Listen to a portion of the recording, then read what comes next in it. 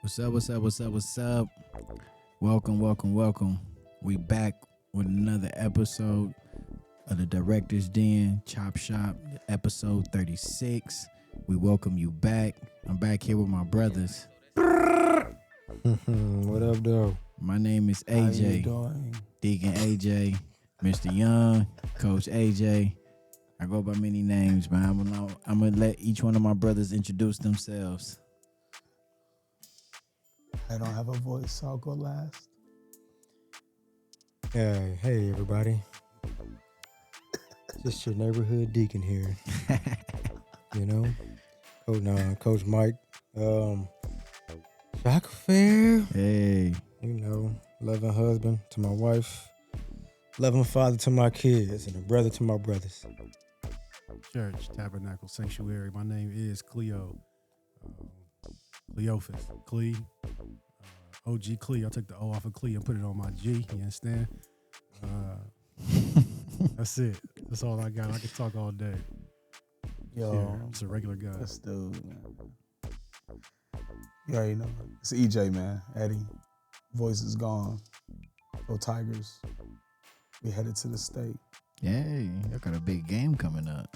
That's about to be light work. Hey, that's a tall talk. Give me your score prediction. I think it might be like, I think it's gonna be a high scoring game. I think give us like 36, 28, maybe. You got beating them by a touchdown? Yeah, I don't think they seen nobody like us all season, you know. So I'm excited, bro. I got a lot of respect for Olentangy Orange. Obviously, my dude, one of my close friends, Andre Nash, is the athletic director over there. So I got a lot of respect for that. Yeah, shout out to Nash. I got a lot of respect for their culture. But bro, yeah, I just feel it in my bones, bro. I've been there before. I've been in the state before, so Ooh, you know talk I know how I feel when you're looking at other players and seeing where their heads at. You know, I've been going to practice all week with them, watching film, and they locked in. So hey, you know, they ready? yeah, I think our defense ain't nothing like what Orange is seeing for real. So you know, I'm excited to see how they compete against the man versus that zone, you know what I mean? Yeah, Same like thing that. UA had to do. UA really was only in the game because of the refs, flat out. Refs was horrible. Our line judge was like a same-day shoe-in, Upper Arlington money, bro. Hey, Even if you watch the Spectrum, bro, everybody was trying to paint the picture for UA to win. it was. They were trying to line it up for y'all. Yes, sir. Not in the jungle, though. Not in the Hey. jungle. All right. We're going to just get straight to it. How my brothers doing? We're going to do high and lows, man. You know what I'm saying? Give me one good thing and tell me one thing that you need prayer for. I'll start with you, Cleo. Highs. Excuse me. I just got hired at See, he tried to put Excuse his me. raspy voice on. Nah, not at all. I'm back. Hi, I just got hired at a new job in my wheelhouse of working with high school students, high school counselor. Congratulations. Congrats. Yeah, appreciate it. Mr. G Herbo. You know what I mean? What the kids call me. One low is I need this year to be over like yesterday. I'm with Yeah, you. I need this year to be over like The whole yesterday. year. The whole thing. Yeah, Well, no, and this is the crazy part. I want it to be over, but this is my favorite time of year is the holidays. Because I really realize, you know what I'm saying, you're not always booked for, you don't know when it's going to be your last one. You know what I'm saying? Like, I've buried some people this year that probably thought they, you know what I'm saying, they would be singing Yuletide carols, but, I mean, it is what it is. So it's a weird space to be in. My favorite time of the year, but also I'm definitely over this year. That's for sure. I'm with you. Go ahead, Shot. Hi. I mean, I kind of mentioned it already. I mean, it's basketball season. You know, as a basketball coach, you know, you get back into that mode of it's a different grind, a different mentality. You know, you locking in different with your players. You pouring out. which can be a low sometimes. You pouring out a lot. Like your cup do be real empty to where you couldn't even wipe your finger in there to get a drop out your cup for real. But then the balance of it of trying to making sure your family still get the piece of you that they deserve, that God has entrusted you with, to make sure that they are also drinking from your cup. Come on. But it's good because my daughter's playing basketball. I told you she's making a team. She starting to tap into a different potential of herself, and I like just watching it and seeing it grow right in front of me. Like just watching her just take interest in something that I have a love for. It has been near and dear to my heart most of my life. You know what I'm saying? Basketball has helped me travel to a lot of different places that I never even touched again. I only went there because of basketball. You know what I'm saying? I can go there now as a grown man, but the basketball season right now is a high. And like I said, it can also be a low, just depending on the day. The hours of it, you know what I'm saying, is very demanding, but it's what I signed up for. And it be feeling like, I ain't gonna lie though, the lows, it feel like sometimes, man, you can get stuck. Like, it's certain things you might see as a low, and because you've been there so long, it's just like an autopilot low to where it's like, yeah, I don't even care about it. I don't really complain about it no more. You know what I'm saying? I'm just pushing through, trying to figure out how to flip this over to where I'm just waiting for God to get his glory and I can have my testimony about whatever low I encounter. So that's a long story long on my high and low. All right. Well, first and foremost, shout out to Kenley for making the team. Hey. Shout out for her growth. You know what I'm saying? And can't wait to come see her play. All right. What about you, EJ? I think my high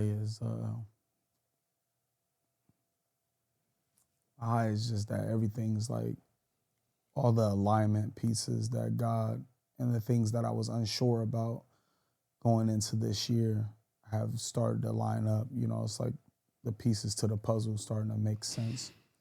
And so I'm just happy where God has me, you know. Some of these places I wouldn't have asked to be there, but I definitely now see the purpose and why I'm there. And so that's really fulfilling. From a low, be honest, man, I think my low is that a lot of my friends is getting divorced. And so I don't think my low is really like my low. I think I'm carrying some of my brothers' lows, you know, praying for them, fasting for them, you know, really just trying to be there the best I can, you know what I mean, for them. I have never experienced divorce or been close to that. And so, you know, I'm big on, like, if I haven't really experienced it, like, to not really talk about it like that. But a lot of these guys, it's like fresh, you know what I mean? Like, they freshly going through what they're going through with their spouse, man. And so I think trying to get the highs out of those lows, you know what I mean, the best that we can. And it's crazy because a lot of them ain't really like grounded in Christ or have like a firm foundation in the Lord. So I just been trying to just be a spiritual asset for them, you know what I mean? Somebody that they can just, I know they hit me up just for good godly counsel, you know what I mean, when it come down to marriage and stuff like that. So, you know, yeah, that's what I would consider my lows. You know, I've been carrying a lot of weight on my brothers. I'm with you. You know what I'm saying? And I know we talked about it at the game, you know what I mean, and whatnot, but it just seemed like more and more, bro. Like, but even, I think for that, you know what I'm saying, we all need a space, you know what I'm saying? And, you know, I stopped asking God, why is this person coming to me with this? And more so asking for discernment in the situation to, all right, God, what can I find in this situation to, all right, you brought this to me for a reason. All right, help me help them. You know what I'm saying? But that's good though. You know what I'm saying? I mean, and even for you to, you know what I'm saying, I'm gonna continue to pray for you for even that, being able to carry that type of capacity of the weight of your shoulders from you know what I'm saying, somebody else, you know what I'm saying, other people burdens on top of everything else that you got going on, you know what I'm saying, Yeah. with your full-time job, you know what I'm saying, well, even photography, you being a husband, being a father, you know what I'm saying, not to mention your side jobs, you know what I mean, so.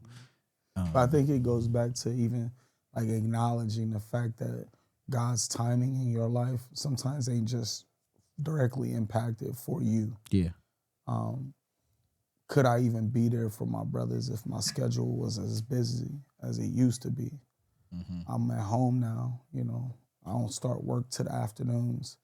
So a lot of times I have time, you know what I'm saying? I'm with you. And so like I'm just blessed to be able to be in a season to where when they call I can pick up. Okay. You know what I mean? So I'm good.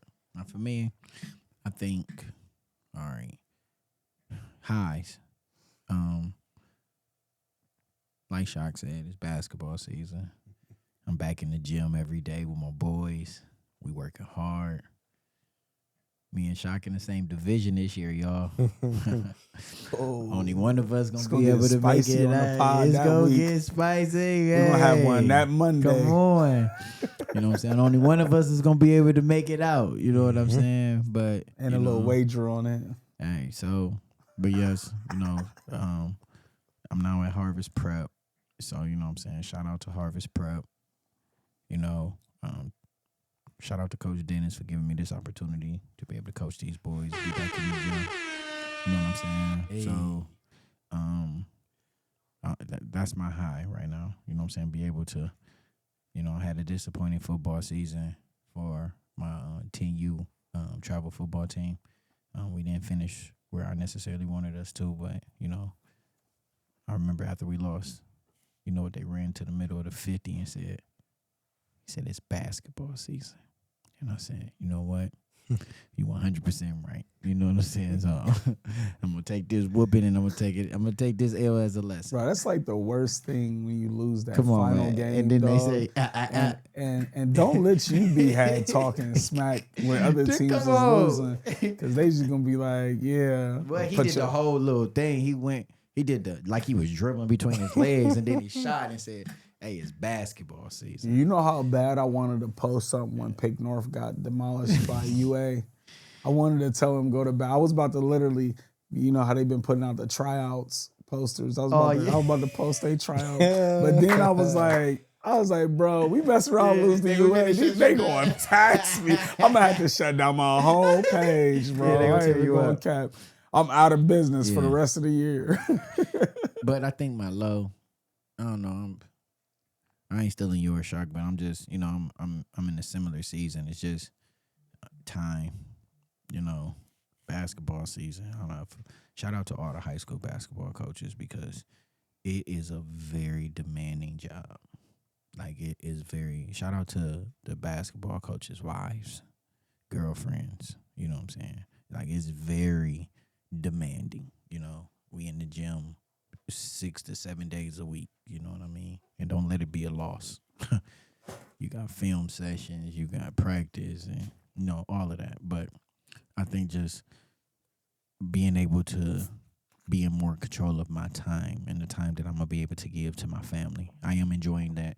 You know, my son, he's 9, he'll be 10, but I've been having him in the gym and at practice with me every day. So we getting shots up, we working on his ball handling, you know what I'm saying? We ready. We coming for you. But all right, so let's get into today's topic, fellas. Today's topic. All right. So today's topic is the moment I realized I needed to grow up as a man. All right. So I'm going to start with our intro question. All right. And our intro question, I'm going to start with you, Shock. All right. So what comes to mind when you hear the phrase, grow up as a man? The phrase "grow up as a man." What comes to mind? And I mean, obviously, when we asked this question too, like, if you would have asked me this 10 years ago, the answer would have been different. You know what I'm saying? Mm-hmm. I feel like I'm a little bit more mentally mature, but or maybe what would come to mind when you ask that question is that As a man, are you? I mean, this is just me too. Like, how many how many bullets are you willing to bite um before you feel like your way is always right? Mm-hmm. Meaning that, are you are you processing things for the sake of growth, or are you intaking things for the sake of having ammunition to um I guess to speak against whatever the powers may be. So like, do you want to be right all the time, or are you okay being wrong? And when you are wrong, are you growing from it? So being able to acknowledge and recognize. So perspective, I guess, long story short, is what type of perspective do you have? And it'll tell you what type of man you are. Like, are you the type of man that's your perspective is always the right perspective? That's how you feel? Or are you the type of man that's able to see the perspective from other people's lenses to kind of put yourself in their shoes, um, to act accordingly as a man?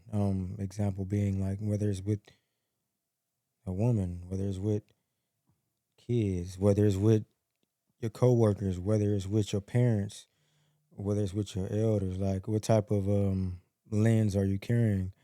And are you more so of somebody like, this is just me, I'm gonna be me regardless, and that's how I am, take me as I'm is, or can you, you know what I'm saying, adjust for the sake of growing in the moment and growing in certain conversations and spaces? Well, and that's real good. So I would have to say, like, for you personally, do you feel like in the society and environment that you grew up in, do you feel like it successfully taught you how to be a man and what to expect as a man, and you know what I'm saying? Like, not saying you didn't have role models or anything like that, but you know what I'm saying, maybe you did. You know what I'm saying? Maybe it was a role model or somebody that you kind of gravitated to that helped guide you into the man that you is today. I mean, obviously, I think we all can kind of share some of that upbringing of initially, no, like, and a lot of my role models, this is me personally, a lot of role models that I did have here and there with some of the coaches, I didn't appreciate them as role models real time. It took for me to get older and get wiser to realize what role they actually played in my life. Because when we were young, you know what I'm saying, you see certain dudes move in certain ways and you think that's cool as a kid, so that's what you gravitate towards. You know, the dude that got all the chicks, or the dude that got all the money, or the dude that the athletes that do what they want, how they want, and don't matter what nobody else say. So that's what you think you want to be as you growing up. But then when you get to a certain age, you start realizing who is who, and you're able to appreciate certain people in your life a little bit more. So now, growing up, I wasn't taught that.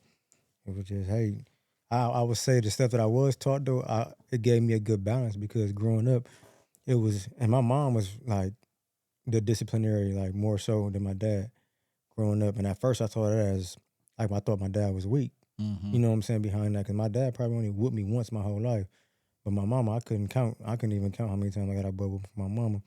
But that tough side of me that I had to learn growing up, it helped balance me out. Like, I'm glad I had it, because now I can kind of be on the balance of it, of being able to be more vulnerable when I need to, but also being able to be, you know what I'm saying, stern and just strong as I need to. Because a lot of that stuff I went through made me strong, and that's why I don't trip about a lot of stuff now. Because like, oh, this spilled milk to me right now. I've been through way worse than this. I've Mm-hmm. been, you know what I'm saying. So then no, but no, I'll say no. I didn't learn none of that growing up. It just took for me to get older. I think for me, mine was kind of like the complete opposite. You Yeah. know, like my father was more of the disciplinary when it came to whoopings. You know what I'm saying? And you know, growing up back in our day, you could get whooped by your neighbors, you can get whooped by your uncles, your aunties, your grandma. Like any elder was subjected to be able to just whoop you. And then don't let it be somebody like a neighbor or somebody. You gonna get whooped by them. They gonna tell your mama and them. Then you gonna get whooped again by your mama. Right. You know. And you know, this brings me to a funny quick story because I posted something on my Instagram last night, and it was just like I was really moved by it. And my wife actually whooped my two youngest kids, and not to put their business out there, but you know what I'm saying, they did something that we just was completely against and we don't agree with, and it went against our house rules. And to watch my wife actually whoop my kids, because I'm normally the one that's the disciplinary one in my household. And after she got finished, I literally stood there and I clapped. And I said, you know what? I am proud of you and the person that you just like. That just made me happy. But and I say that to her. Shout out to Baby B, because she lives and died by this gentle parenting, and the gentle parenting just ain't how I was raised. So that just makes it, what I'm saying, we kind of bump heads on that a little bit. But I understand where her coming from. You know what I'm saying, and her upbringing versus mine. It was different. You know what I'm saying. But what's your takes on it, Clee? What was the question again? Just to rephrase it for him. Yeah. Okay. So the question that I asked was, basically was just, did the society and your upbringing teach you how to be a man, or where did you have any role models that prepared you to be able, or did you seen on how a man should be growing up? And you can't say Uncle Phil. Rest in peace, Uncle Phil. Nah, rest in peace, Uncle Phil. Though one time, no, I had a role model. Like, I was raised by my father. My father passed when I was 17, but my father was it's twofold. As you was asking that question, it was really being built and answered in my mind. So I had my father in front of me to give me a blueprint. The streets and culture and society showed me what also wasn't included in that blueprint. Come on. So it's like, okay, my dad showed me you keep your word. My dad showed me you get up and go get $1. My dad showed me you take care of your family. My dad showed me, truth be told, violence. You know what I'm saying? Like, I'm a lot more calmer now. When I was younger, I was very prone to violence, like, because I seen my dad react in that manner a lot of times. You know what I'm saying? I'm talking about it. You know what I'm saying? I'm gonna say the stories, but like, that's why I don't really be believing. People think they crazy. Now I'm like, nah, bro. Like, we live with it. You know what I'm saying? Like, me and my siblings, like, we grew up in a household with it, so I know the texture of it. So my father showed me all those things, but then as I got older and it's just society showed me what I didn't have. You know what I'm saying? Like, I didn't know that it's okay to ask for help as a man. Yeah. I didn't realize that until I was 24, 25, living by myself in Dayton, you know what I'm saying? Eating the worst meal I ever ate, like the worst meal I ever ate. And Or ramen noodles? Nah, it was some spaghetti noodles, and I got paid the next day. Like, I got paid monthly. I was on disability. It was a box of spaghetti noodles and some open pit barbecue sauce, bro. That's all I had, and some onions. I cut all that up and tried to make spaghetti. It was the worst thing I ever tried to eat. I just went to sleep after that. Like, that sounds nasty. Spaghetti noodles, onions, and what else you said? He said open barbecue. Open pit barbecue sauce. Open pit. It was like the color of this, almost like tea. Well, it's changed now, but it's like teal. Oh.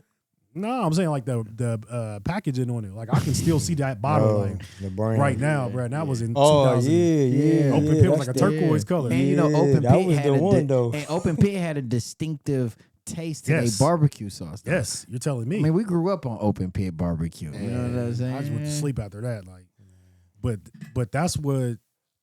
So I learned duality. You know what I'm saying? Okay. I knew what my father put in front of me, but then I also had to learn. Like, I always say, I tell people, like, they ask me if I'm from Columbus. I tell them, yeah. But I'll tell people I became a man in Dayton, though. Like, you know what I'm saying? When I moved to Dayton, that was within a year of burying my father. While I was down there, I buried my mother. So I really learned, like, real life independence. You know what I'm saying? Not like fake college kid independence. I'm talking about, like, off the porch. You know what I'm saying? Like, you in the ocean without a lifeguard at this point. So becoming a man in Dayton taught me different. You know what I'm saying? Like, Columbus dudes is different. Cleveland dudes is different. Dayton dudes different. Cincinnati dudes is different. You know what I'm saying? Toledo dudes is different. You know what I'm saying? Of all of those fabrics, this is no shade. And I was born and raised in Columbus. Like Columbus is probably the smoothest texture of a guy that you gonna find out of all them cities I named. You know what I'm saying? So coming back up here, I'm not gonna get into all of that. But I learned both ways. I had an example in front of me with my father, almost like Mr. Miyagi, Mr. Han, my sensei. Then I also learned outside the dojo life. Okay. Against Cobra Kai. So even with you saying that and explaining all the, because I like what you said. You said when people ask you where you from, you say, hey, I'm from Columbus, but Dayton is where I became a man. You know what I'm saying? So that brings me to my next question, and I'm going to start with you, EJ. You know, just tell me about a moment. This sounds like one of them interviews. Yeah. Tell me about a time where. Tell me about a moment. Right. You know what I'm saying? Where you felt that your maturity as a man was forced.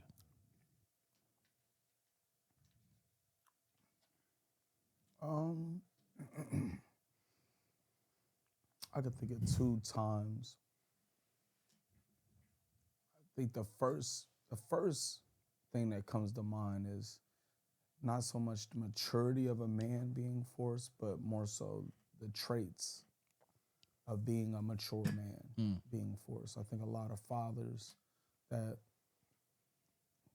was raising kids in the 80s and 90s, it was just different. You know what I mean? My dad had 7 boys, all boys. Yeah. He just was just a certain way with traits, the things you'll do for a man, as a man, you know what I mean? The things that, not so much like how to have a good marriage, not how to treat your mom or your wife. Come on. My dad's a player. Well, was. He's not anymore. It was more so just this is what a man looks like. He works hard, tills the ground, he provides, he protects, right? Like all those traits. I think I was more so forced into maturity as a man when I went off to college and I got away from my father. I think, because there was plenty of times where I was just making all my own decisions. Yeah. You know what I'm saying? Yeah, I'm with you. You know, and then when I was facing federal charges my senior year, it was like that case alone was like the consequences of it was me maturing, which kind of sounds crazy, but that was like a consequence. Like, nah, I came out of that a different person. And so I would think that, you know, when I look back at my dad, like he always,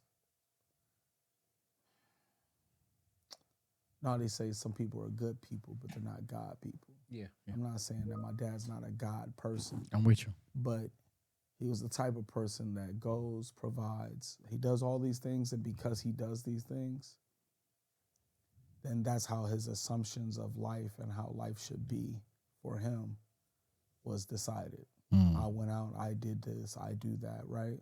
And so my dad tells us to this day, I'm glad you guys never turned out to be the boys I was trying to make y'all. Because he even knew that it was just who he was, you know? And, you know, we get older now, we could talk about being a manipulator and being verbally abusive, non-verbally abusive, right? And I think my dad was dealing with a lot of that type of stuff, but was a hard worker. You know what I'm saying? No, Was I'm that a with you. conscious decision that y'all made What? to not turn out to be who he wanted or who he was trying to raise y'all to be?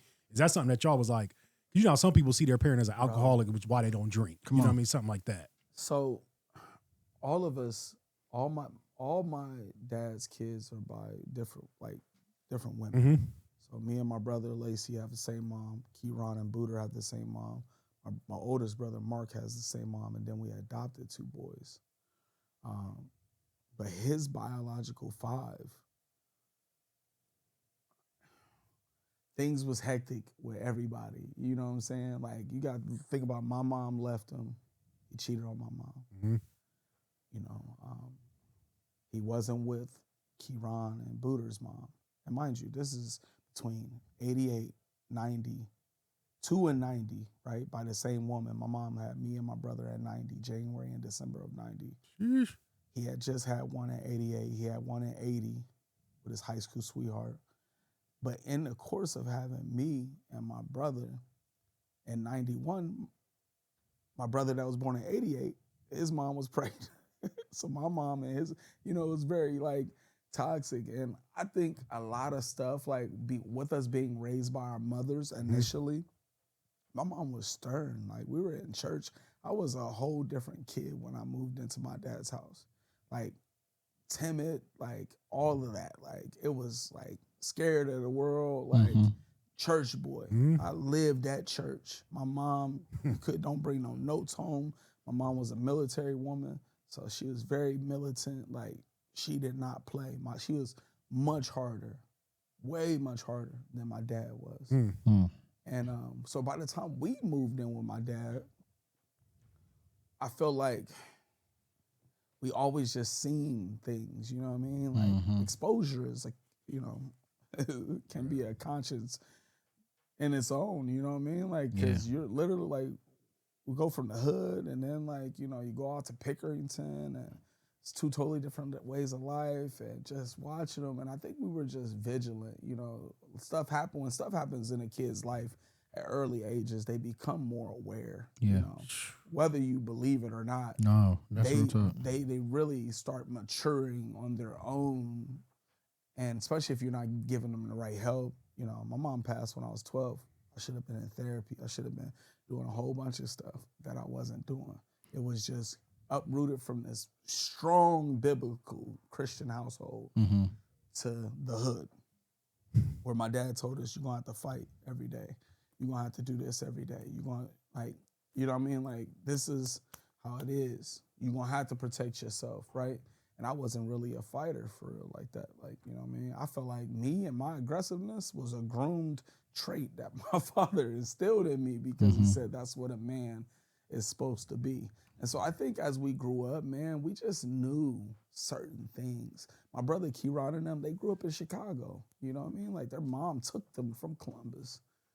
And so like, all of us, we've all heard our stories, right? And our dad is a great dad. He always made sure we stayed together. We knew who each other was and all that stuff. But I think as we just got older, I didn't want those things. I was a young kid saying, when I get married, I'm only getting married once. Like, because I seen my dad go through marriage. You know what I'm saying? Like, I seen marriage not be a thing that worked out. And so I always said, if it works out in my life, it's only happening one time. And I was thinking those thoughts at like 12, 13. Well, and that brings me to my point, though, because, I know we've talked about it before, but it's like, growing up, I think the women, like even from my grandmother on, they dealt with way more than the women is dealing with nowadays. You know what I'm saying? Because I remember my grandfather, he had one of my uncles, he had a child with the woman that stayed on the street next to us, to my grandmother in them street. And I remember before my grandmother passed, I asked her, like, if granddad was cheating on you, what made you stay? And I remember she told me. Wait, your uncle is an illegitimate from the next street over? Yeah, so one of my uncle, and this is what make the kicker. My grandfather named him after him. So my grandfather had a kid with my grandmother, named him Cable.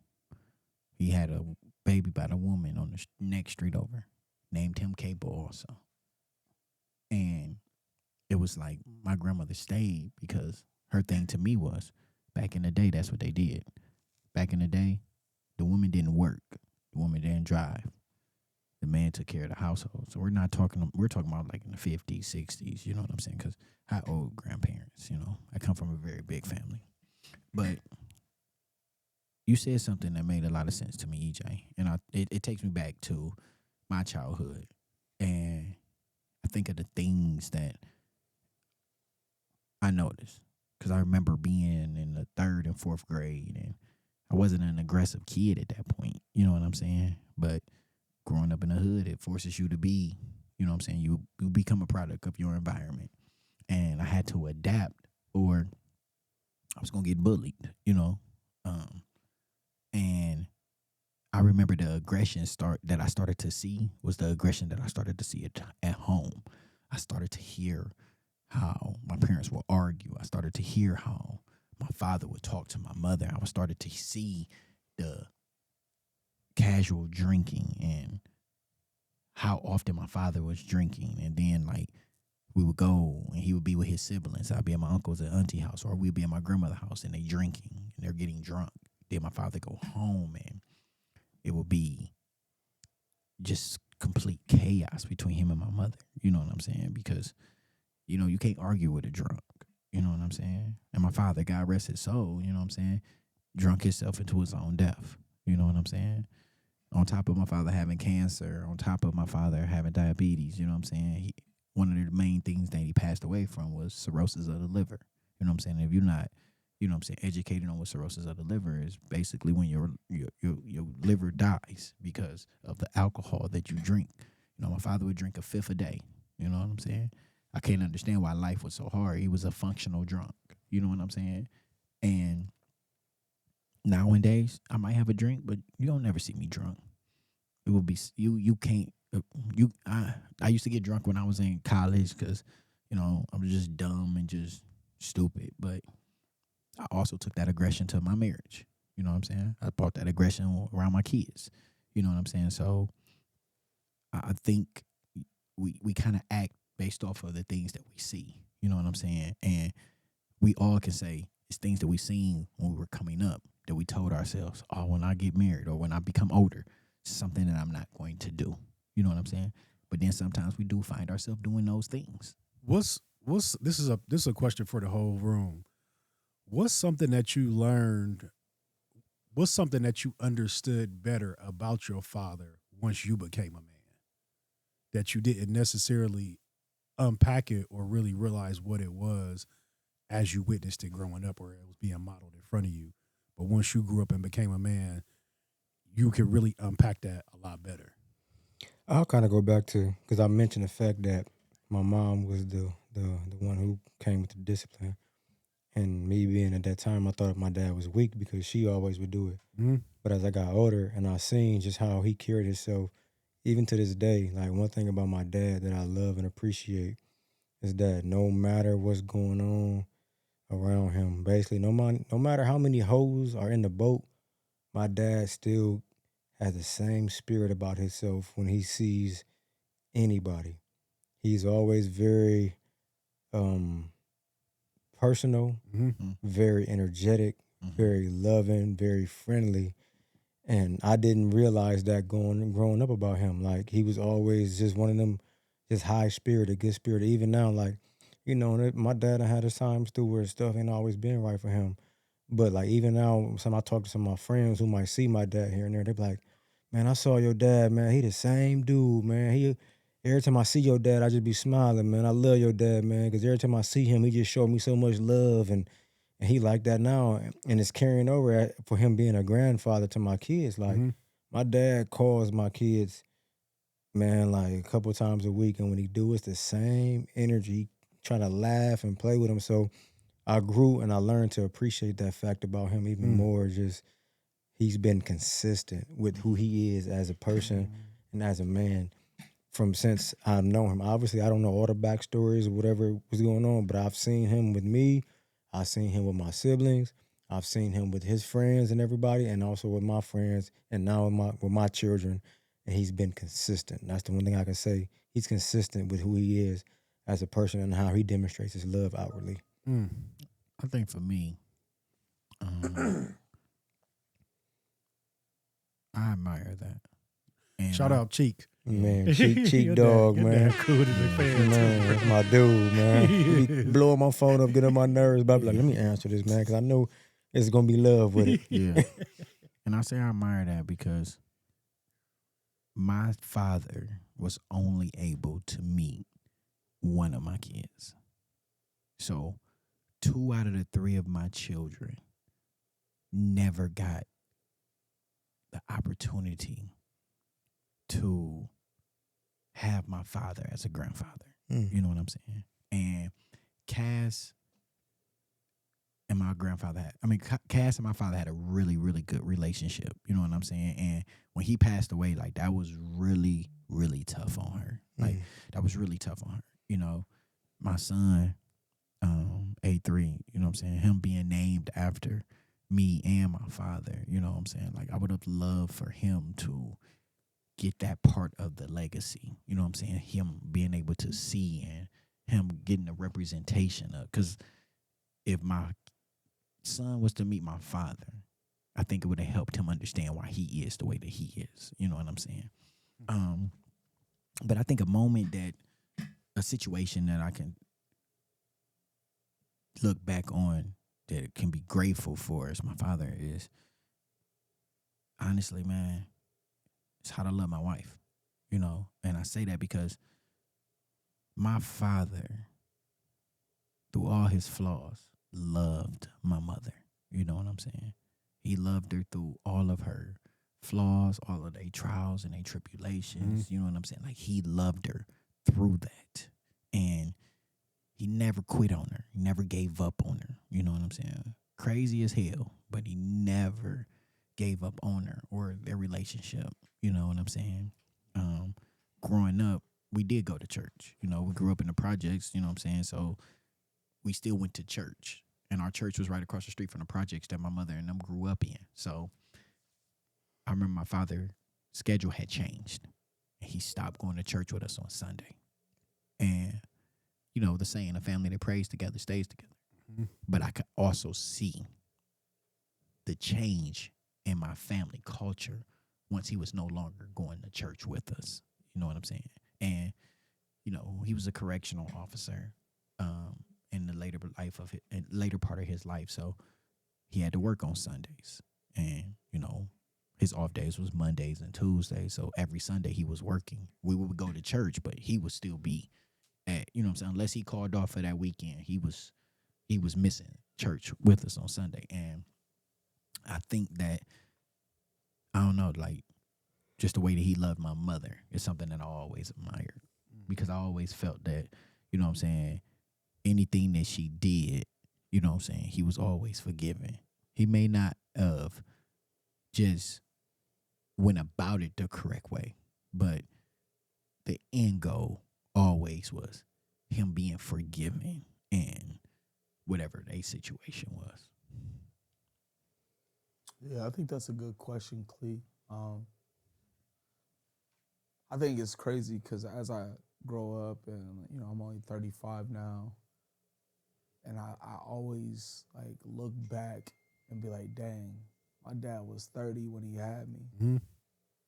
And the more and more I always realize, like, you know, he was a growing man too, right? Like, he had his own journey, he had his own upbringing.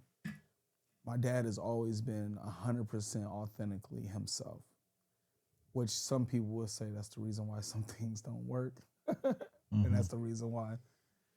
But he's always the same. You're not going to get, similar to what Chalk was saying, you're not going to get a different version. And, you know, it taught me, like, because I feel like I've been in so many environments, right? Like, and I've always tried to adapt to the environment I'm in. And in the course of adapting to the environment you're in and growing as a man, you end up losing yourself and you're really your own self-identity, because you're in the hood, you're trying to be tougher, you're trying to walk with your chest out a little bit, you know what I mean? And you get out to the suburbs where that's not needed, but now you got to adjust to talking with white folks, Spanish, all, like a whole melting pot. I'm just used to seeing African American. Then you go off to college, and now you got to deal with the solicitation of drugs and different things, and trying to survive college, right?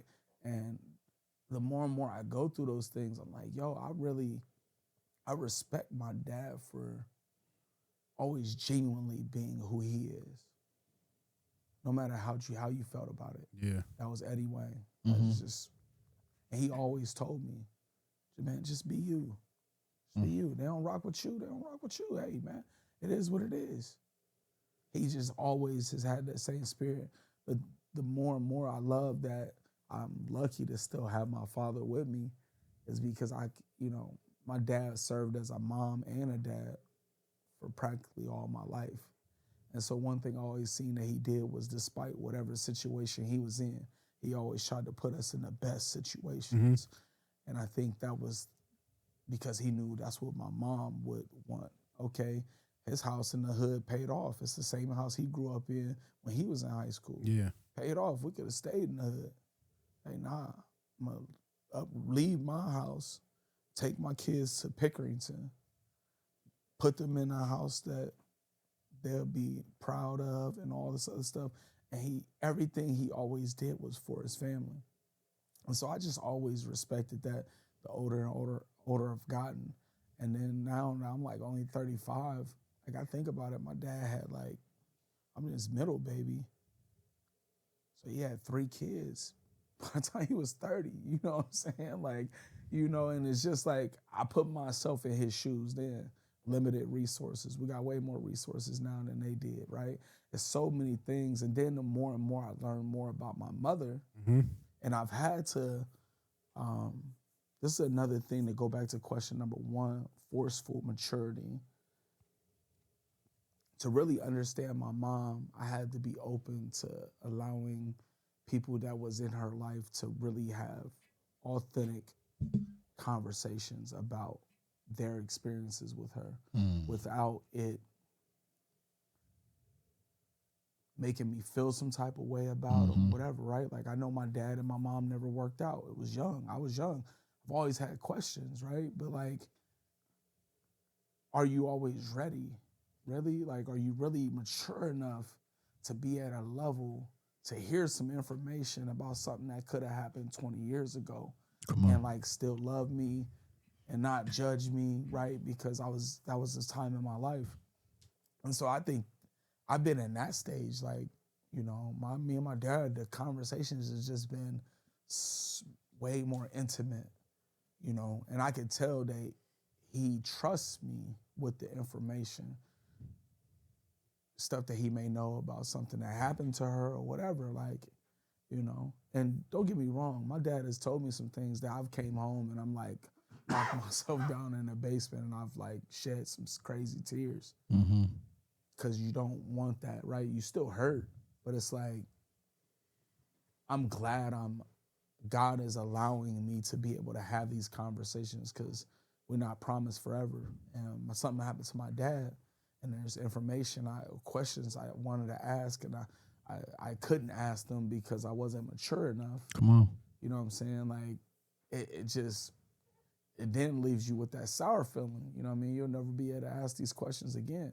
And I mean, and I feel you with that, because now that my father's not here, it's like I say all the time, you know what I'm saying? And Cleo, I'm pretty sure you can contest to this. It's like I wasn't ready to fully, how can I say? I'm not going to say I wasn't ready, but I'm going to say it's been moments and it's things that I wasn't mature enough to handle that I can handle now, that I wish I was able to go to my father and have these type of mature conversations now.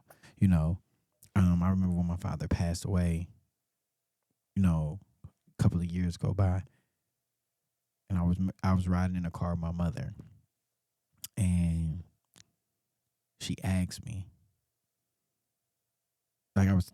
we just having open conversations, you know what I'm saying? And I felt, you know what I'm saying, I'm gonna poke my chest out a little bit, you know what I'm saying? I'm gonna ask my mom, you know what I'm saying, what happened with this situation, or what happened with that situation? And I remember her saying to me, are you ready for this conversation? And the whole thought that challenged myself with for years. Once I got her side of the story, it changed my whole perspective.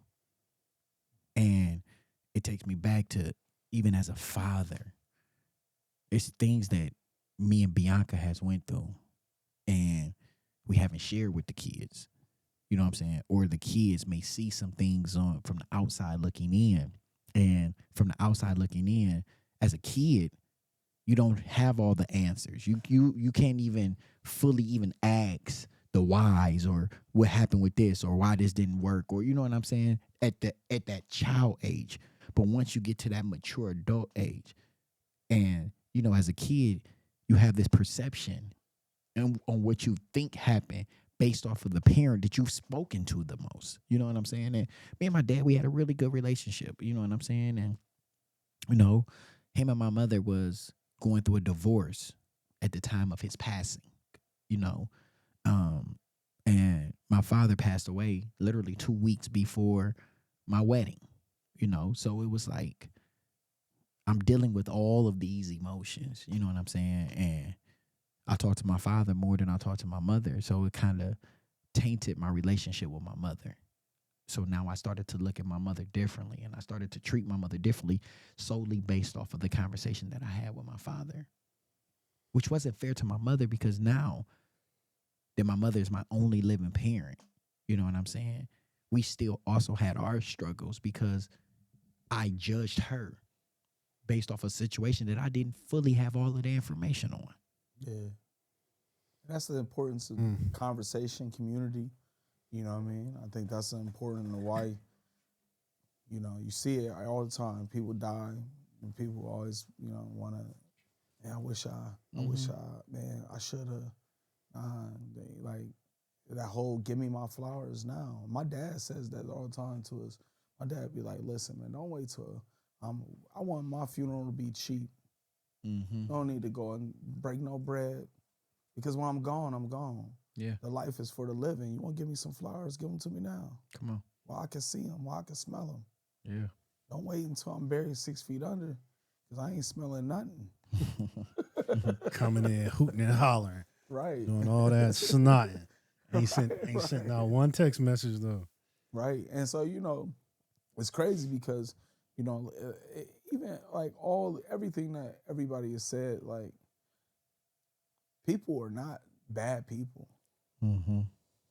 It's just you really gotta put things in context. You know what I mean? It's like when people take Bible verses and they just throw it at anything. You know what I mean? Like, nah, bruh. Like, Hold on I now. feel you. Because what bishops say all the time, if you know that one Bible verse, you better say that baby until you blue in the face. He say, keep saying that. Well, keep saying it though. Nah, I don't think that saying Bible. I'm talking about when people try to use a verse at somebody. I got you. Or to like use it to reprimand or whatever. Manipulation type of stuff. Yeah, you know what I mean? Like it's And when it's quoted with illiteracy too. right. Where and where, two different words, two different meanings. Like, nah, me and my best friend be talking about that. Like, for real, bro. There's really no reason. This is my sidebar rant. This ain't got nothing to do with nothing. I got you. There's really no reason to be illiterate with the Bible if you have a smartphone. If you can literally read along to it to know what this word says. Yeah. There's no need. I'm gonna stop there. But I mean, it's just bad grammar all around. You know what I'm saying? No, it just reminds you of people that everybody has like their purpose for why they're doing what they're doing. And you got some people that are they just want the Cliff Notes. They want the Cliff Notes version so that they could just say that they gave you something, right? Or then you got some people that's really like in their word. And they like, nah, that's not it. You know what I mean? We're not about to do that. You know what I mean? Or they really can point you to something that can really help you. You know what I'm saying? And so, you know, I feel like even like looking back at my dad, like my dad was never a perfect person. That's one of the things that helped me with me was realizing he wasn't perfect. He's not perfect. Come on. But guess what? He gets on his knees every night. He pray. He in his word. Despite how people may feel, whatever, he's taking care of his family. raised all his boys to get to a certain space Yeah. to where they taking care of families. Yeah. I mean, heck, I look at my brothers, I'll be like I feel like at some point in your relationship with your father, even if it's not good or where it should be, there has to be some outward healing that you're giving as well. You know what I mean? Like you know, you know, to me, I'm not a person that likes to linger on to things, and maybe mainly because I'm a family guy. You know what I mean? Like I love the old school '90s family. You know what I mean? Like where everybody was just together. You know what I mean? I'm with you. And all my brothers, they all live. I'm the only one here in Columbus. You know what I mean? Like Canton, Chicago. You know what I mean? Like they all over. And so, you know, I be like, hey, you only get your parent once. And despite me and my dad, we don't always see eye to eye. We done fell out many a times. But as his son, I've always tried to come back to the table first. I'm never gonna make my dad come to earn my respect off of it. And he done took care of me more than longer than I've been alive. Yeah. You get what I'm saying? Yeah. Like if you want to make that relationship right, you want to have that relationship with them, go make it right. Cause you an adult too. Come on. That's why we got to be heavy on apologizing though in 2025. Not even 2025. I think that's the season that I'm in. You know what I'm saying? Like I'm not in the season to linger. You know what I'm saying? If it's strife, let me apologize. Let's talk about it. You know what I'm saying? And I mean, listen. It took me a long time to be here. You know what I'm saying? Because I was still, I'm only a few months, a few years removed from still ready to smack somebody. You know what I'm saying? But one thing I did want to circle back real quick on, because you said something that triggered and it spoke to my spirit too, is that because you said my dad was an imperfect person by far, and it made me think about like, what are we trying to portray to our own children? Are we trying to portray a facade of being perfect? Or are we allowing ourselves to be vulnerable enough as parents who've grown through the years to show our kids that you don't have to be perfect? come on. Because we preach everything to them that they should be doing right all the time. Correct. And when they don't do something right, it come with some type of, wisdom that we've gained along the way because we've been their age. But when we're experiencing those days where we need to receive wisdom from somebody, are we allowing our kids in to see us in those positions so that they know that, okay, I don't have to be perfect all the time. My dad is not perfect, but this is what my dad did when he had his moments of weakness. Yeah. How did my dad overcome this? So like we got to do a better job. Or me personally, I'm speaking to me too. I got to do a better job of letting my kids see those moments when daddy don't got it all figured out. Yeah. Daddy still makes mistakes in these spaces too. Come on. And now I'm talking about this out loud. Like a couple of days ago, I feel like the spirit dropped it on me too, is that I need to start asking my kids to pray for me individually, just so they can pray for me one by one, like on different days. Like, hey, Kenley, I had a long day at work. Baby, can you pray for me tonight? Yeah. Just me and you. That's good. Even with Mason. Mason's a prayer warrior. And even my son. But like, just letting them pray over me too, and letting God use them. Yeah. And letting him touch their spirits in those ways. And that way they also feel like my dad needs me. And that way it also instills that my dad needs my prayer. And I can pray for my dad anytime, anywhere. And I know God will use me the right way to do it. So that's good. That's my tidbit on that. That's good, Shark. I'm still in that.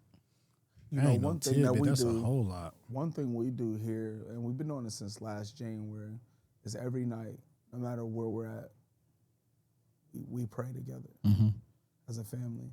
And what I realize is, because it starts off and, you kind of like, saying your prayer, but you kind of, at least for me, I was kind of keeping it like PG, a PG prayer, kids here, you know what I mean?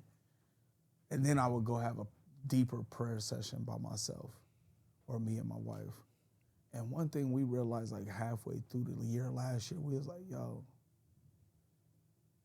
like our prayers be long, but like I want our kids to hear our genuine prayers that we're asking God for, the things that we're seeking help for, the things we're asking for protection for, right? And when we started doing that, now it's just like effortless. Like in their prayer, there'll be times where like I had a bad day and I ain't had to ask them. They've been praying every night consistently to where they just pray for us. Okay. They'll be like, you know, if I hurt myself or something like that or whatever, stubbed my toe, I want you to pray over daddy's leg, you know. You know, go be with daddy while he at the football game tomorrow. You know what I mean? It's like, you know, like even, you know, my wife, she be praying for the president and everything, you know what I mean? And he like pray for Donald Trump, you know what I mean? And he don't really understand probably why he's doing it. It's just so cool to see how God uses that vessel that then trickles down into the babies. And because you're naturally just doing it, they'll naturally just do it. Yeah. Right? And so it's just been such a cool thing. It's like people be asking me like, what's the most consistent thing I've done? And that's literally pray with my kids. It's like, dope. Pray as a family, pray with my kids. Let them hear my cries. When I'm in pain, I say it to the Lord. So now I'm saying it out loud and they hearing me. They may get wind of something that, there was one time I was really going through something and Inez like just made me a picture after that. It's me and you, daddy. Like, you know what I mean? Like it was just like something like he heard my pain and God used my son to come back and give me some joy just through a photo, you know what I mean, that he went and drew. And so, you know, it's just like be open. I think go back what you were saying too. Be real, bro. I think that's really what it is. I look at my dad. My dad think that this generation of men and the generations to come are just facades. Y'all just fake. Y'all be faking everything. Y'all fake everything. He like, y'all won't keep it 100. Y'all won't keep it 100 with your own people that live in your house. How I normally you gonna keep it 100 with me? He was like, I always told y'all from the get-go. Bro, one time he told me, he said, listen, when I got my own apartment, he said, this was his advice. He said, when Megan come over there, because we weren't married at the time, he said, you answer, she come to the door, she knock with her fist, you tell her, hey, sound like you knocking with your fist. You need to be knocking with your elbows. That let me know you got some groceries or something in your hand. Hey, I never said that to my wife ever. I'm glad you did That's it. like, wait, what? That's fucking wild, yo. I'm glad you did it. But that's the type Man, of that sound like some information. Ike Turner, Man, bro. eat that cake, anime. No, Eat that cake. But I felt like it was real though. Yeah, That's yeah. really who he is. And that's all I'm saying. You know what I mean? He just be you So, and learn and grow as you go. so for the final question for the evening, and we'll just go around the room. All right. We heard everything that everybody said today, you know. So, Clea, I'm going to start with you. If you could go back and talk to your 20-year-old self, what would you say?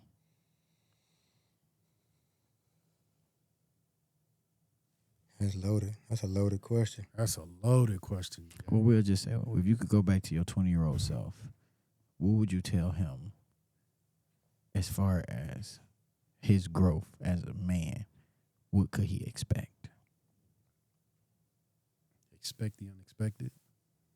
Because within a year, that young man buried his mom, and only 3 years prior buried his dad. So that Cleo, that's funny you put me in that person, because I laugh and I'll be like, bro, I think I live probably on my 5th or 6th life now. And I think that Cleo, where I was like man of the house, where my father's passed away but my mother's still alive, that might be the most unsettled Cleo that I've ever been, even after my mother passed away. Because now I'm just an orphan. You know what I'm saying? But trying to figure that out. But to answer your question, what I would tell him is expect the unexpected. and get as close to God as you can, and don't let go. Mm. Yeah, I'll start with you, EJ. Let's go. and buy stock. And Bitcoins. Right. Put everything you got Listen, in the Bitcoins. It's gonna be this thing called social media come out. Hey, Sounds crazy, right? It's me, you remember, computer love. You remember computer love the song, right? Just think about that being a real thing in the future. Come on. Right. Come on. Same question to you, EJ. That's real.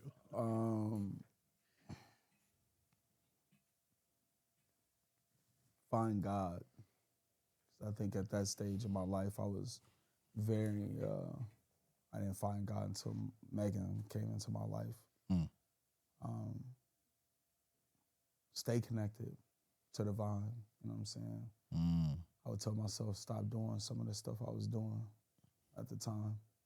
When I'm telling, don't be out here wasting your energy on these college girls because he got wifey ready for you. Yeah, that would be it, man. And slow down. You know, enjoy the time. You know what I'm saying? Enjoy the moments. I feel like at that age, I was like my junior, going into my junior year. I felt like I was like getting antsy, like wanting to get out of school and stuff like that. And like, you know what I mean? Like, I feel like now I'll be like, nigga, get your master's, get your PhD, stay as long as you can. But slow down, enjoy the moment, man. And it's gonna happen. You can't stop it. Okay. Man, it would be a long conversation with my 20-year-old self because I had to really think about what I was doing at 20. Mm-hmm. And it really ain't a lot to be proud of other than going to school and playing sports, but it's a lot of extracurricular activity I was doing when it came to just from a hustling standpoint and all that. But two main things I would preach is that one is that you can't outrun God. Because at that time, at 20, I thought that I thought that as long as I prayed that night, I was okay. I didn't really have a true understanding of what it meant to get closer to God, but I felt like, I can rip and run the streets, do whatever I want, be drunk, be blowed, whatever, womanizer, all that. But as long as you pray, remember to pray before you go to bed, you was okay. So, bro, you can't outrun God. Like, so basically strap in and get some knowledge about yourself when it comes to God. And then two, I would also just say, at that time too, like I said, I was just an athlete. But to tell my 20-year-old, so like, bro, you're more than that. Utilize your resources that you are around. You are in school. Utilize your counselors. Go link with your counselors, bro, and just get some game and utilize all the resources available to you so that you can maximize later in your life. Because there was so many things that I brushed off, passed up on, and could have set my family up to be living very comfortable probably by the time I was 30. I could have did it, but I'm just a hooper though. I just play sports. I'll do all that later. It was so many just things I remember in conversations in different rooms I could have been in, but I just didn't treat it as I put all my eggs in one basket pretty much. And when you do that, I mean, the saying goes, when you put too many eggs in one basket, they're going to start cracking and the eggs going to start leaking. And before you know it, the basket going to get weak and the basket going to break. So can't outrun God. Utilize all your resources to set yourself up for a better future. Okay. Church. I think for me,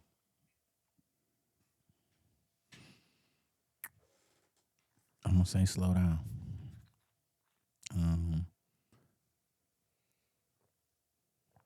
That womanizer that you are, it's going to get old.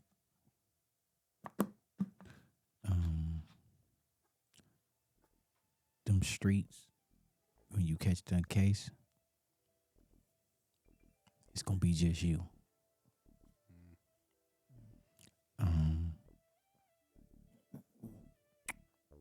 You grew up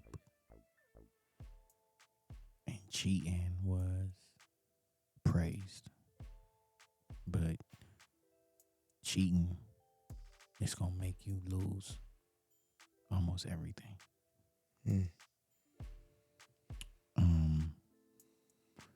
Financially, You're going to touch a lot of money.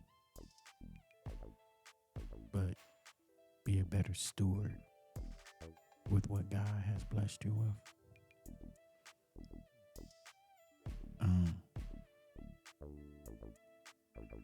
Lastly, stop calling on God's name in vain. Really call on Him and trust in Him to guide you into the man that He wants you to be. In the Bible, it says that our steps are already ordered. That is true. So stop trying to be this person that you're not, and be the person that God created you to be. All right.